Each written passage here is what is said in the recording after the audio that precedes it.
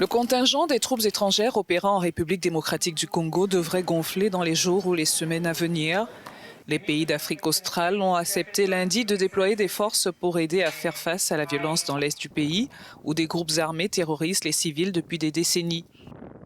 Un sommet spécial de la communauté de développement de l'Afrique australe à SADC a soutenu ce déploiement pour restaurer la paix et la sécurité, indique un communiqué publié à Windhoek, la capitale namibienne. Le nombre de soldats mobilisés ainsi que le calendrier du déploiement restent à préciser. Depuis 3 décennies, des groupes armés sèment la terreur dans une grande partie de l'est de la RDC. La milice M23 a conquis des pans entiers de territoire dans le Nord Kivu depuis qu'elle a repris les armes fin 2021 après des années d'inactivité. Une force est-africaine mise en place pour contrecarrer les insurgés il y a quelques mois proclame des progrès, affirmant que les rebelles ont quitté leurs bastions clés et ont été remplacés par ces troupes. Mais ces annonces optimistes contrastent avec ce qui se passe sur le terrain, où les rebelles sont toujours en liberté et où plus d'1 million de personnes déplacées par leurs avancées sont toujours dans l'incertitude.